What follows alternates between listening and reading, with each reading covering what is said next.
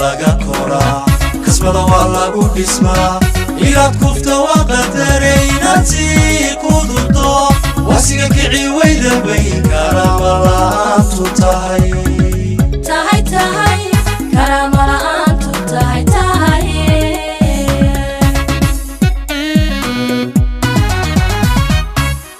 garaadka laga koraa kasbada waa lagu dhismaa inaad kufta waa qadaraynaad sii qududo wasiga kici weyda bay karama la'aantu tahay karama la'aantu tahay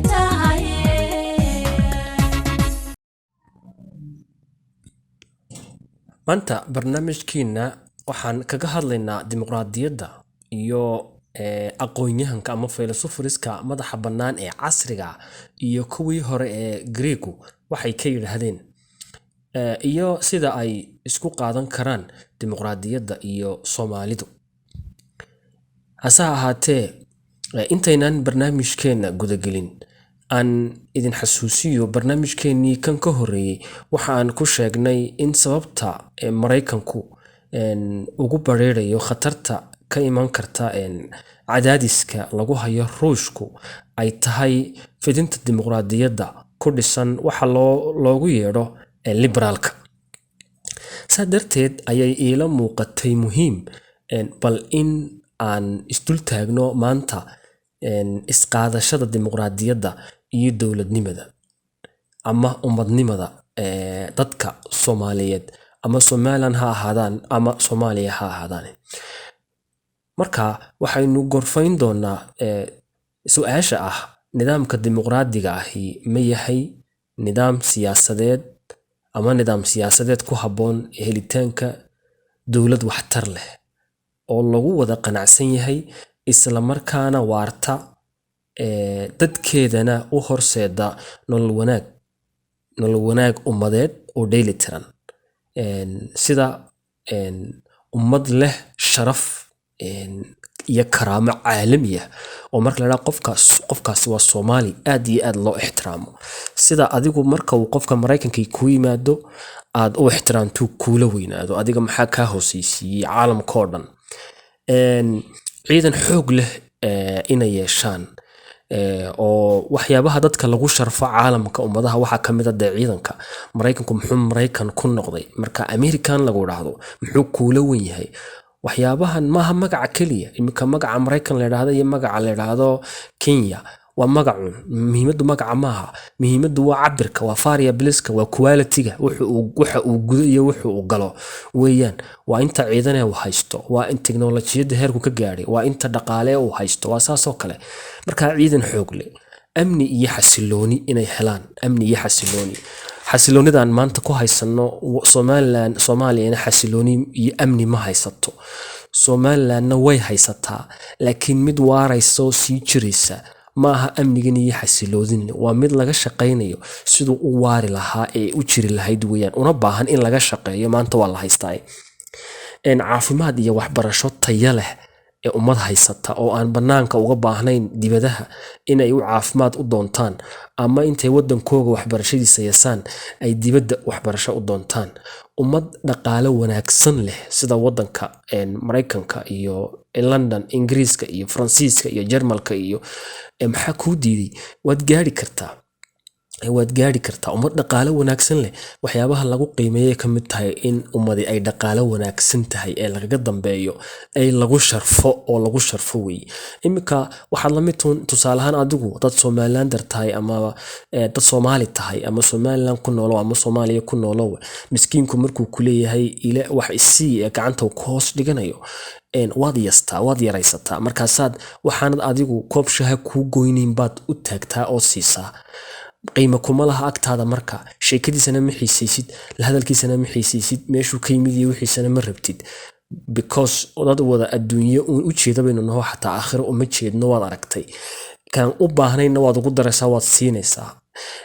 muhiimadu maxay tahay uu kula yaryahay qofkani muxuu kula yaryahay dhaqaale uuna haysanin maaha wax kale waxa laga inuu ka maskax badan yahay waxa laga inuu ka aqli badan yahay waxa laga inuu aqoon yahay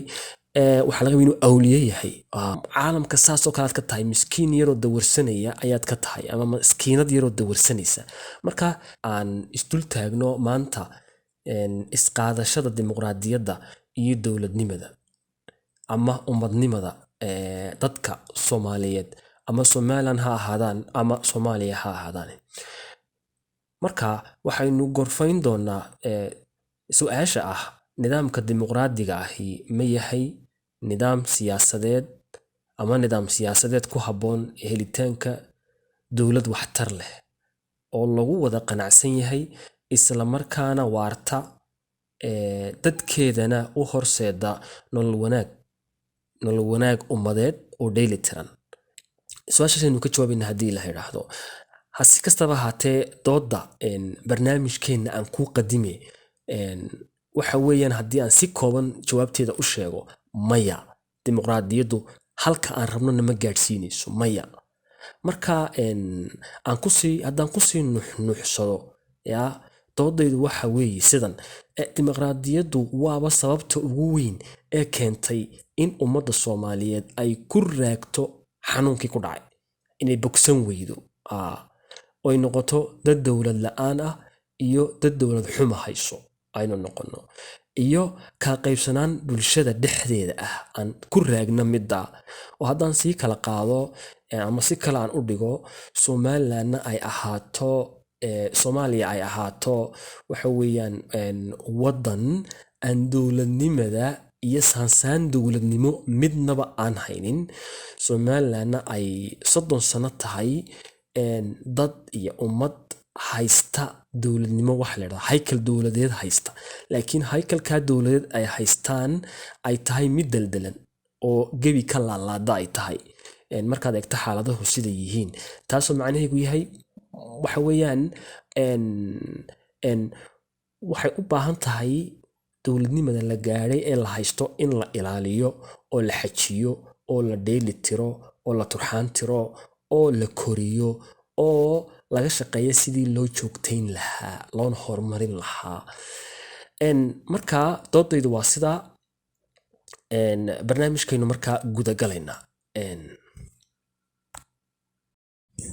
waxaan se ka cudur daaranayaa doodani maaha dood hal yaroo fiiriyow oo kilib ah oo 15 daqiiqa ama 30 daqiiqa lagaga bogan karo maaha markaa qofka caqliga badan leh uu ifahmayaa waqti badan dadku ma jecla inay wax dhageystaan kusoo dhawaada insha Allah si aynu u fahanno markaa doodeena ah in dowlad la'aanta iyo dowlad xumada iyo dib u dhaca iyo nuglaanta uu u nugul yahay waddankeenu inuu xilli walba burburi karo taasina ay sabab u tahay dimuqraadiyaddu si aynu u caddayno waxaynu u baahannahay in aynu qeexno laba arrimood oo halkan ku yaala labadeena eray ee ugu badan ee isticmaalanaa waa dowlad waa government iyo democracy marka baan isla fahanno governmentka waa nidaam siyaasadeed oo waa nidaamka siyaasadeed ee kaliya ee maanta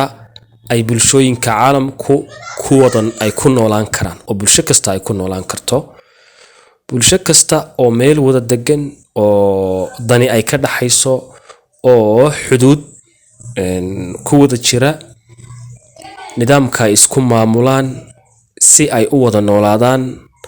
oo noloshoodu ay u suurta gasho oo ay u noqoto mid jirta waxay samaystaan wax la yiraahdo dawlad bay samaystaan dawlad wax la yiraahdo bay samaystaan marka dawladdaasi waxyaabaha ay u qaabilsan tahay waxa kamida law and order waa sharciga iyo kala dambeynta oo in ay ilaaliso wixii lagu heshiiyay ee bulshadani ku heshiisay iyo inay ilaaliso kala dambeynta inay wax waliba sidoodii u socdaan marka xukuumaddaasi waxay ilaalinaysaa wax la yiraahdo marka xukunka iyo kala dambeynta si qof kasta oo wadanka gudihiisa jooga oo u fushado hawlihiisa tusaale ahaan oo kale ganacsatada qofka ganacsadaha ah si uu ganacsigiisa si xor ah ugu ganacsado, si nabadgelyo ah ugu ganacsado, markaana bulshada wixii dhibaato ee ka yimaada dhexdooda sharciga lagu xaliyo, marka qofka la ilaaliyo naftiisa la ilaaliyo oo maalkiisa la ilaaliyo saas oo kale, oo dee shuruucdii wixii lagu heshiiyey lagu ilaaliyo. marka waxa kaloo ay qabataa marka dowladdaasi waa difaac, inay difaacdo marka dadkeeda intan ay mas'uulka ka tahay ee la yiraahdo marka Somaliland la yiraahdo inay difaacdo oo ay ka difaacdo shisheeyaha, sida ay ka difaacdo marka Ethiopia oo kale ay ka difaaci karto, ka difaaci karto cid kasto banaanka uga timaada, oo qofka muwaadinka ee wadanka jooga uu noqdo marka qof waxa weeyaan sharaf leh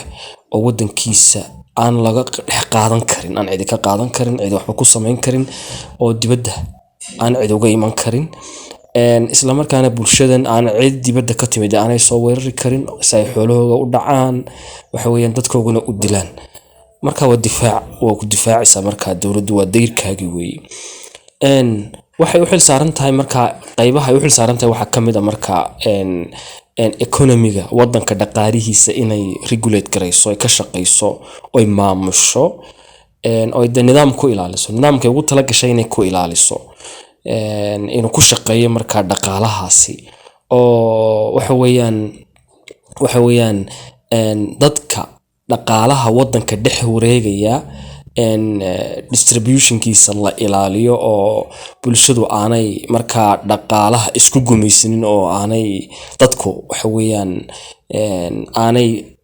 weeyaan dhaqaalaha aan la isku dhigmiiranin. marka waxay isticmaashaa economic system waxa la yiraahdo marka dowladdu waa nidaam, waa urur dadeed marka loo xil saaraa waxan arintan inay ka shaqeeyaan, loo xil saaraa, loo doortaa, loo daba fadhiyaa. marka waxa laga dhigaa xukuumadda marka dowladda inay noqoto ururada wadanka ka jira ururka ugu xoog weyn leh, ugu awood weyn leh, isla markaana dabeecadaheega waxa kamid ah ma ogolaato inay jirto cid kale oo ka awood badan oo meesha joogta, ama wadanka gudihiisa joogta inta ay ka shaqeynayso, ee la yiraahdo waxa la yiraahdaa jurisdiction baa la yiraahdaa jurisdictionka inta ay marka awoodda ku leedahay cid ka xoog badan marka waa inaan jirin. marka waxay saameyn ku leedahay nolosha dadka, ayay saameyn ku leedahay, waxay saameyn ku leedahay wax walba oo nolosha bini'aadanka meesha ku nool la xiriira ay saameyn ku leedahay. marka waxa weeye it means qof kasto wadanka jooga hadii marka hore uu haystay hubkiisa oo qofka kale ka baqay, oo haystay safety-sa ama bambadiisa iyo qorigiisa haduu haystay oo isku ilaaliyo marka dowladda ayuu u dhiibay. marka it means dowladda ayuu u dhiibay, kalsoonidiisina uu siiyay, marka waxba ma haysto, marka dowladdu waa inay ilaalisaa. marka had iyo goor dowladdu markay saas oo kale awoodda dhan loo siiyo maaha waxay khatar ugu jirtaa marka had iyo goor khatar waxay ugu jirtaa marka laba arrimood bay khatar ugu jirtaa. in banaanka uu kaga yimaado wax la yiraahdo external influence baa la yiraahdaa, saameyn dibadda ay kaga timaado, waa sata Soomaaliya haysato oo kale. saameynta dibadda waxay u tartamayaan waxa weeyaan wadamada dibadda shisheeyuhu waxay u tartamayaan sidii ay wadankan dowladda ka dhalanaysa, yacni cidda maamulaysa xukunka haysa ay iyagu saameyn ugu yeeshaan si ay u fuliyaan danahooda gaarka ah loogu fuliyo. danaha gaarka ee dowladahan shisheeye ay rabaan in loo fuliyana maaha dano u dan ah waxa weeyaan wadankan la rabo in danihiisa laga fushado, bal iskaba dhaafay waa dhibaato weey, oo waa in la dhigmiirto wadankan weeyaan, waa in wadankan resourcekiisa la qaato, waa in wixii la doono laga dhex samaysto marka weeyaan. it means waa gurigaaga oo guriga jaarkaaga ah oo wuxuu doono ka samayn karo, caruurtada wax ku wuxuu doono ku samayn karo, oo wuxuu doono ka qaadan karo, oo dhaqanku doono soo gelin karo, saasoo kale. oo marka gurigaagii aanu goonidiisa u madax banaanaan karin, wuxuu doonayana aanu samaysan karayn. arrinka kale ay riskiga ugu jirto dowladnimada wax loo yaqaan ama governmentka wax loo yaqaan waa waxa weeyaan political systemka ay qaadanayso. yacni haddii dowladdu ay tahay marka borigii wixii wax maamulayay hadday borigii tahay waxa loo baahan nidaam wax lagu maamulo markaa nidaamkaasi ma communism ba ma shuuci ba ma dimuqraadi ba ma islaamic ba shariica islaamic shariica ba muxuu yahay ma dhaqan gooniyo oo dadkani ay samaysteen ba muxuu yahay markaa nooca lagu xukumaya muxuu yahay marka haddaan si kale u dhigo haddii computerku uu yahay ka shaqada kuu qabanaya computerku wuxuu u baahan yahay markaa windows in lagu shubo windowska markaa uu ku shaqeeyo windows la'aan ma shaqeynayo marka arrinka ay dowladnimadu riskiga ugu jirtaa ay khatarta ugu jirtaa waxa weeye nidaamka siyaasadeed ay qaadanayso halka ay la fahmo markaa riskiga saddexaad ama khatarta saddexaad ee ilaaway ay gali karto xukuumadani ama si kale u dhigay cududan weyn ee ballaaran ee ay bulshadu samaysteen waxa weeyaan in uu xukunkaasi markaa uu go'o connectionka ama xiriirka u dhaxeeya xukunka iyo dadka marka dadku suu ku go'aya marka dadku ay garan waayaan duties iyo responsibility-ga waajibka saaran xukuumadda kow iyo lambar 2 inay garan waayaan xukuumaddu inay iyaga u taagan tahay inay u shaqeyso oo ay iyagu iska leeyihiin taasina ay keento markaa in cidda xukunka gacanta ku haysa ay noqoto cid aan xukunka hadhow dib looga soo celin karin isla markaana danahooda ku fushata danaha ay leeyihiin ku fushada aan kasoo wareegataa markaynu samaysano markaa dawladda aan samaysano aanu ka rabno inay waxaas oo dhan samayso waxa loo baahan yahay markaa dawlad kaliya markaa lama baahna waxa loo baahan yahay markaa dawladdu waa borigii waxa loo baahan yahay markaa waa wixii wax qabanayay waxa loo baahan yahay markaa inay dawladdu ay nidaam raacdo nidaam siyaasadeed ama waxa la yiraahdo political system kan markaa waxa loo sameeyaa bulshadu waxay leedahay goal hadaf bay leedahay ay rabto in ay gaadho oo bulshadan la gaarsiiyo marka dawladda waxay u samaysatay in la gaaro goal in la gaaro oo hadaf bay bulshadu leedahay hadafkaasi ay gaadhana waxay samaysteen waxa la yiraahdo dawlad oo ay ku mideeyeen cududooda iyo waxa weeyaan aqbalaadooda iyo ogolaanshahooga ayay ku xoogayeen ay qawi kaga dhigeen marka goolkaasi waa maxay goolka ay rabto marka in la gaaro ay dawladdu rabto waxa weeyaan waa better life dadkan nolosha ay ku nool yihiin nolol ka fiican oo ka wanaagsan in ay ku noolaadaan taasoo marka ay muhiim tahay in laga shaqeeyo waxyaabahan hore kugu soo sheegay law and order-ka sharciga iyo kala dambeynta difaaca oo dadka dibad banaanka laga difaaco khatarta kaga imanaysa dhaqaalahooga oo la ilaaliyo oo dhaqaalaha kor loo qaado isla markaana laga ilaaliyo dhaqaalaha in uu wadanka dhaqaalihiisu uu galo wax loo yaqaano yani inay cid kaliya ku danaysato dadka cunaha la qabto marka better life-ki waxa kamid ah inay xukuumaddu ama dawladani ay ka shaqeyso waxbarashada oo adeeg waxbarasho fiican siiso inay adeeg caafimaad oo wanaagsan siiso in ay adeeg amniyo fiican siiso in ay adeega qofka bini'aadanka u baahan yahay oo dhan ay dhameystirto marka qofka bini'aadanka ay nolosha u fududaato marka waxa dhan marka la isku duudubo dadkan inay ku noolaadaan better life nolosh ka wanaagsan noloshii shalay isla markaana la joogteeyo marka ilaa mustaqbalka la joogteeyo oo laga shaqeeyo sidii loo horumarin lahaa that's the goalka sidii ay dawladdu u gaari lahayd waxay u baahan tahay marka political system waxa la yiraahdo qaab siyaasadeed nidaam siyaasadeed bay u baahan tahay meesha ugu weyn hadaba marka u baahan in laga taxadaro waa halkan waa meeshii aan u soo socday waa meeshii goolkaygu ahaa oo imika ay marka noo bilaabmaysaa doodeeni ahayd dimuqraadiyaddu ma ku haboon tahay ummadnimada dadka Soomaaliyeed ma ku haboon tahay ama haddaan si kale u dhigo ummadnimada in la helo ummad Somaliland ah oo wadan Soomaaliyeed ah wadan Somaliland la yiraahdo oo Soomaaliyeed oo ka kooban intii u gumaysto xuduudda u sameeyay Britishku uu xuduudda u sameeyay amaba intii uu wadanka Talyaanigu u sameeyay xuduudda u sameeyay ee Soomaaliya la yiraahdo inkastoo khaasatan aan ka hadlayo hadda labadaas aan ka hadlayo waliba gaar ahaan Somaliland oo aan ku noolahay oo na dhashay haddaba wixii aan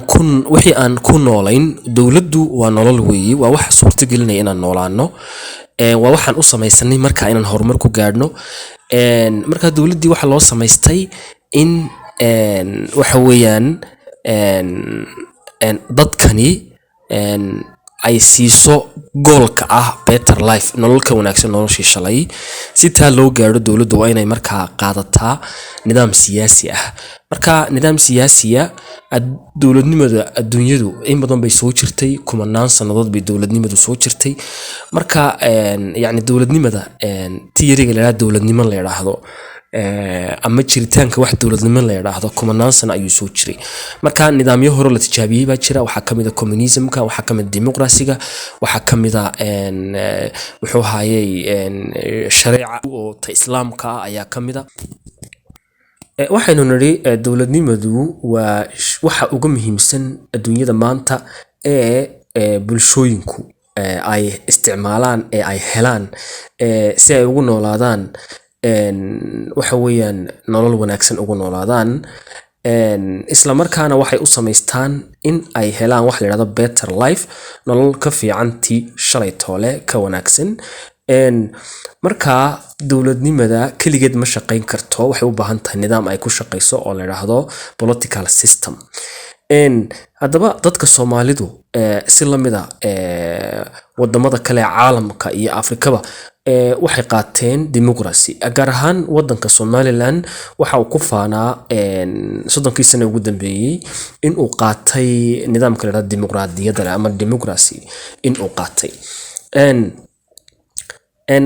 Haddaba dimuqraadiyaddaasi talo maxma u tartay mise way uga dartay? Ma tahay mid waxtar u leh mise waa mid waxyeelo u leh? Argumentkeena waxa weeye waxyeelo ayay u leedahay. Waxaynu eegi doonaa markaa aqoonyahanka madaxa bannaan baynu eegi doonaa ee loo yaqaano philosopherska madaxa bannaan ee aan fikradaha cid kale aan ku tiirsanayn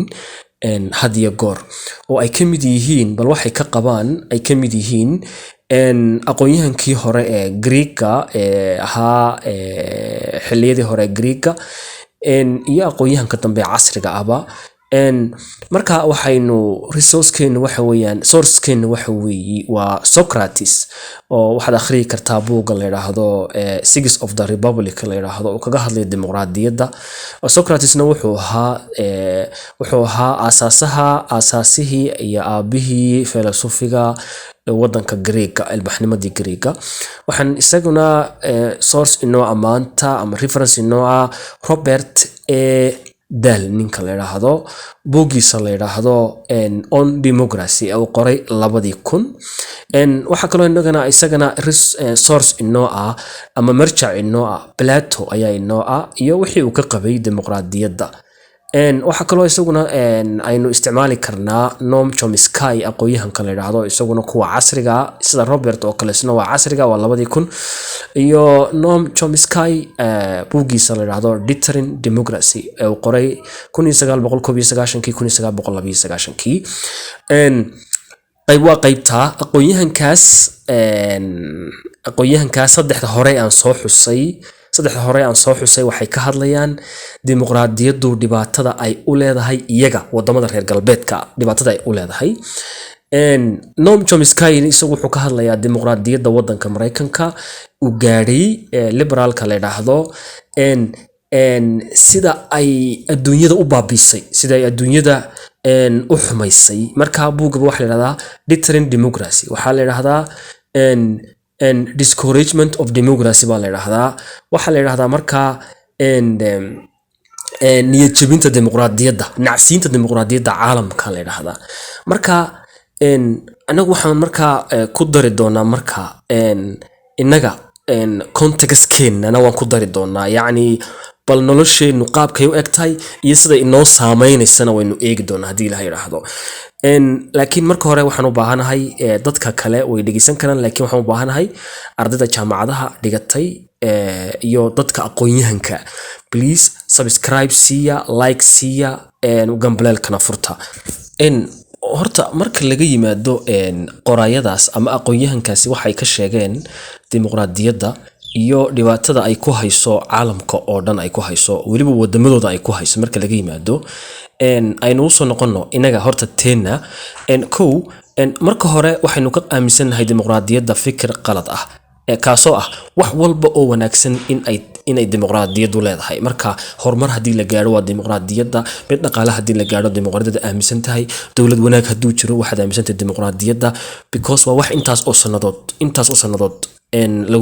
laynagu soo shubay oo laynagu soo ababiyey weeyaan kuna yimiday waxa weeye horta marka hore aynu sheegnee afrikaanku iyo inaguba marka hore dimuqraadiyadda maynaan lahayn waxaynu ahayn dad dhibana u ah fikrado shisheeye oo is-eryanaya oo tartamaya dhibana u ah taa macnaheedu yahay in laynagu qasbay tusaale ahaan oo kale usoo qaado wadamada geeska Afrika waxa weeyaan markiiba ay xorriyadda qaateen wadamada qaar waxay qaateen dimuqraadiyad wadamada qaar waxay qaateen shuuciyad ay qaateen tusaale ahaan oo kale iyadoo Kenya waxay qaadatay markiiba dimuqraasiga wadamada reer galbeedka ay nidaamkooda qaadatay inagu Soomaaliya waxaynu qaadanay nidaamka dimuqraasiga baynu qaadanay waynu ogeyn saynu ugu fashilanay iyo afgambigii militariga inay keentay dimuqraadiyadda oo uu ku yimiday ay ku timiday keentay waxyaabo aan dadku aanay filanaynin marka waxay nagu hirdamayay waxa loo yaqaano communismka shuuciyadda iyo waxa loo yaqaano liberalismka ama qolada la yiraahdo capitalismka la yiraahdo ayay nagu hirdamayay marka marba mid ba adkaanayay Soomaaliya 1960kii markay xorriyadda qaadatay waxa xorriyadda la yiraahdo ee loogu yeero markay qaadatay markiiba dimuqraasi bay qaadatay markii uu xukunka militariga qabsadayna waxay qaadatay waxa loo yaqaano shuuciyaddii bay qaadatay waad arkaysaa marka labada midna maynaan lahayn midna lamaynaan dhalanin inagu markay burburtayna waxaynu qaadanay Somaliland nidaam dimuqraasi baynu qaadanay caalamkiiba waxa ka baxay waxa loo yaqaano communismkiiba ayaa ka baxay horta taa waxaad ogaataa marka in uu yahay waxani wax aynaan inagu lahayn inagu haddaba maxaynu nahay waa maxay sababta keentay waxa loo yaqaano in dimuqraadiyadda iyo inagu aynaan isqaadan karinin because waxa weeyaan dhar qof loo tolay qof kale ma leekaadaan kaba qof loo iibiyeen qof kale ma leekaadaan yacni dadku isku ma wada xiran karaan marka anagu waxaan nahay dad Afrikaan baa tahay dimuqraadiyaddu waa dad Afrikaani kama imanin dhaqankoogi kama imanin muslim baa tahay dimuqraadiyaddu waxa ka timid wadamo kristaan ay ka timiday oo Christianity weeyi Soomaali baa tahay wad ka duwan tahay dad iyaga kale ee caalamka waxaad leedahay dhaqan baad leedahay dimuqraadiyaddu marka intaaba horta liddi bay ku tahay waxay lid ugu tahay marka bal hadda eeg waxaad ku fikiraysaa iyo waxa uu dimuqraasigu ku fikirayo dimuqraasiga waxa jira mid liberal democracy marka la leeyahay dadku waa xor buu leeyahay adiguna waxa tahay nationalism baa tahay nationalism waxa tahay qof wadaniya oo jecel dadkiisa ayuu jecel yahay qoomiyadiisa ayuu jecel yahay wuxuuna ku jecel yahay labada waxa isku haya waa diinta iyo dhaqanka marka liberalku diin iyo dhaqan midna ma ogola wuxuu leeyahay no culture no religion diin ma jirto dhaqanna ma jiro dadku way kala madax banaayihiin qof kasta marka wuxuu doono sameyn kara marka wuxuu leeyahay tusaale ahaan oo kale inaan ka yara dhafoorada xiirta u xiiran karaa waayahay qofka doonaya inuu sinaysto uu sinaysan karaa wuxuu leeyahay qofka raba waxa weeyaan inuu naag noqdo naag oo nin ah naag buu noqon karaa naagtu nin bay noqon kartaa horta halka markaad eegto wax isqaadan kara maaha laakiin bartaan u socday bartaa maaha waxaan u socday xagga xukunkan u socday siyaasaddan u socday aynu eegna markaa bal hadda dhinaca kale aynu eegno markii aad dawlad samaysatay waxaad u baahatay nidaam siyaasi oo isticmaasho kadib waxaad dooratay democracy baad dooratay dimuqraadiyaddii markaad dooratay dimuqraadiyaddu markaa Socrates wuxuu leeyahay dimuqraadiyaddu markaad dooranayso wax wuxuu ku dhaliilayaa waxay u baahan tahay skill random maaha intaasoo qof inta la soo xulo inaad adu ka doonto kala dhex baxdo adoon garanin waxa uu yahay ama karar fooraro oo kale inaad iskala soo baxdo mid ma ahan laakiin qofka voterka ee codaynaya iyo qofka loo codaynayo waa inay noqdaan qualified bule qualified waa inay noqdaan votersku dadka codaynaya waa inay noqdaan dad garanaya dantooda garanaya kala dooranayaana waa inuu u qalmo shaqada loo dooranayo ee la rabo in la qabto marka tusaale ahaan haddii la rabo buu leeyahay doon buu soo qaadanayaa Socrates wuxuu leeyahay doon baa la saaran yahay waxaa la rabaa in pilot la hire gareeyo pilotka yaa dooranaya ma qof kasta dooranaya mise dadka aqoonta la dooranaya ayuu leeyahay marka doonta ma waxa wadaya marka qof kasta wadi kara yaa oo aniga doorta aniga wadaya oranaya mise qofka garanaya ayaa wadaya qofka garanaya yaa dooranaya dadka xirfadan garanaya baa dooranaya mise cid kasta dooranaysa marka Socrates iyo Plato iyo saaxiibadiis iyo Robert waxay leeyihiin marka aaminsan yihiin in dadka dimuqraadiyadda dadka doorta wax doorta inay yihiin dadyow leh dadyow aan aqoon lahayn marka dad aan aqoon lahayn aqoon wanaagsan aan lahayn ay dadka doortaan waxa weeyaan waxay dooranayaan marka dad gooniya waxay dooran dad aan ku fiicnayn shaqada ay dooranayaan waa kow midda labaad waa tartan weeyaan marka cid baa cid ka guuleysanaysa marka maba ahaba in la kala guuleysto laakiin waa in la wada guuleystaa marka dhibaatooyinka caamka ee dimuqraadiyaddu leedahay waxa kamid ah in waxa weeyaan ay tartan tahay dad meel ku wada noolna ay tartamayaan marka waxa saameyn ku leh xukunkana waxa weeyaan waa capitalismka dimuqraadiyadda iyo capitalismka waxa weeyaan ways watan capitalismku waxa la yiraahdaa waa gooni goosad yani qof walba waa xor qof walba waa inuu lacag helaa qof walba waa inuu dhaqaale helaa wuxuu doonayo waa inuu helaa cidna waxba lama laha wixiisa yani waxa uu qofkaasi leeyahay marka tiiba dimuqraadiyadda iyadna galaysa marka dimuqraadiyadda markuu xukunka qabsado qofkuna ciddii dooratay iyo isaga ayaa xukunkii markaa iska leh marka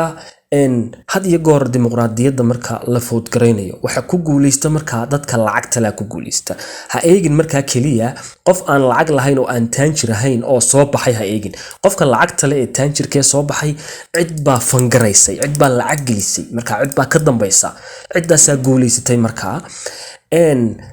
markay timaado marka in bahasha lacag la siisto oo lacag lagu soo baxo ay timaado waxa imanaya marka wax loo yaqaano waxaynu ku naqaanaa dictatorshipkaynu ku naqaanaa ama authoritarian governmentka dowladda kale taliska ayaan ku naqaanaa magaca loo yaqaano Traiani yani dowlad waxay doonta samaysa oo cid gooniya u adeegta oo military oo kala ayaa ka soo baxaysa waa military dimuqraadiyadaysan xukunka isaga qabsaday dhankuu doonana u jeedinaya wadigaarka Mareykanka markuu qabsaday Trump dad dhan buu ka hor yimiday isagoo cid kale u adeegaya marka waxa iman kara marka iyaduna dadkii dimuqraadiyadda la doortay ee ku guuleystay iyaguna waxay noqonayaan marka nooc populist ah yani dadka dalka dhan ma matalaan koox bay matalaan rabitaankoogiyo waxa ay doonayaan ay matalaan markaad u soo noqoto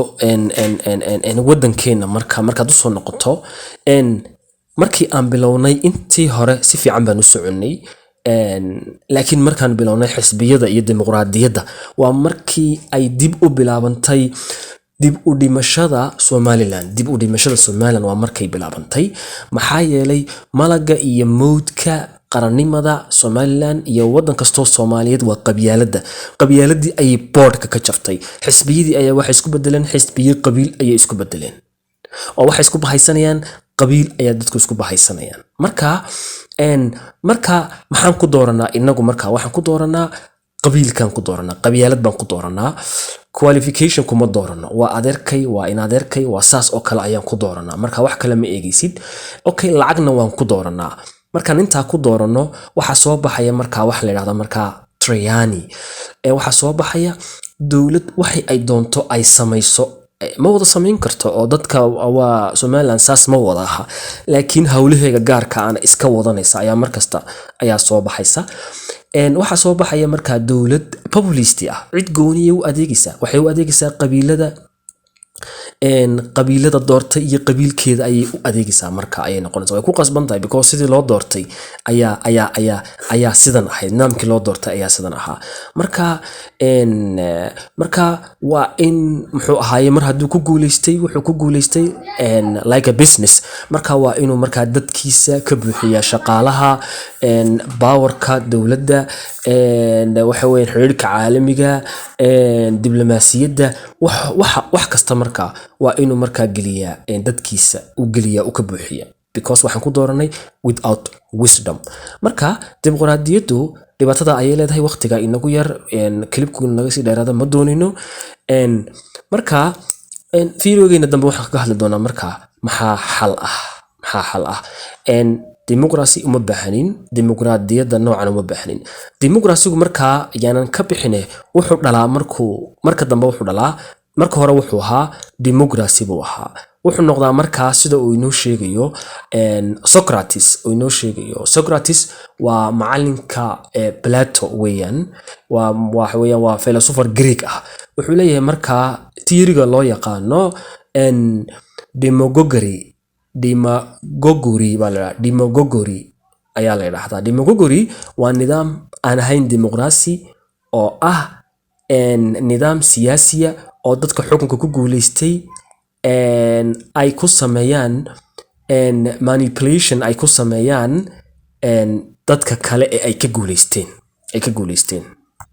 markaan ka eegno dhinaca Noam Chomsky markaan ka eegno iyo Robert aan ka eegno waliba gaar ahaan Noam Chomsky markaan dhinaciisa ka eegno different democracy aan soo qaadana theory-ga bal waxaad eegtaa markaa dadkii aad dooratay dowladii aad dooratay waxaad ku dooratay nidaam dimuqraasi aad ku dooratay dimuqraadi baan ahay marka wuxuu fulinayaa marka waa inuu buuxiyaa mabaadi'da principleska dimuqraadiga waa inuu buuxiyaa oo liberalismka waa inuu leekaysiyaa marka liberalkii marka xukunkii aad dooratay marka waa inuu noqdaa mid liddi ku ah diintaada because democracy no religion bay leedahay diin ma jirto liberalku buu leeyahay diintaada waa inuu markaa iyo dhaqankaaga waa inuu markaa baabiyaa marka waa in la furaa markaa xarumo dhaqanka lagu baabiyo waa in la furaa hadhow waa in la furaa markaa waa in la fasaxaa dadka waxa weeyaan waa xorriyade dadka feminismka ee guryaha burburiya dadka diimaha kala fidiya ee diinta kristaanka fidiya waa in la fasaxaa because waa democracy adiga qaatay adiga democracy baa la yiraahdaa liberal democracy baa la yiraahdaa waa in la ogolaadaa markaa it means gayga iyo lesbianka waa in la ogolaadaa because adiga iyo democracy baan ahay liberal democracy marka ayaad markaa la yaabaysaa because waxaad dooratay adigu waxaan adiga waxaagii ahayn ayaa dooratay hadhowna waa in la fasaxaa marka haddana hadda dimuqraasi ku sii socoto tirada liberal democracy baan ahay dimuqraadiyad baan ahay marka tiraahdo waa in hadhowna marka lagu qasbaa inaad markaana furto kalaabiyada lagu tunto khamriga waa inaad fasaxda waad ku qasbantahay mustaqbalka waa inaad fasaxdaan Somaliland waa ku qasbantahay haddii aad dimuqraadiyad sii haysato sii wadato waa inaad fasaxdaa hadhow toole inaan dadka la dilin dadka dila waa inaad fasaxdaa because adiga qaatay democracy liberal democracy oo inaad qaadataa waa inaad hadhow ogolaataa haddii nin uu rabo inuu naag iska dhigo ama ay naag rabto inay nin iska dhigto waa inaad ka tagtaa waxa weeyaan waa in markaa dowladdu ay ku yeedhisaa in eedaanka hoos loo dhigo mustaqbalka hadda waxaa laga hadlayaa markaa markii ugu horreysay ayaa waxaa loo hanjabayaa ama amir la siinayaa dadkii iyagu ay ahayd inay amirta bixiyaan culama u diinka ahaa marka waa in masaajidkaaga la xukumaa waa in buugaad akhriyaysa kitaabkaad akhriyaysa waa in la xukumaa waa in lagu dhaha qur-aanka hoos u akhri hadhow waa in la dhaha markaa eedaankana yaanu kasoo bixin masaajidka qofkii doona ha yimaado kii doonana ha iska tego marka democracy ma aha inaga wax dan inoo ah aan raadino wax dan inoo ah maxay kula tahay inay dan inoo tahay haddaan nahay dad Soomaaliyeed. Assalaamu calaykum waraxmatullaahi wabarakaatu.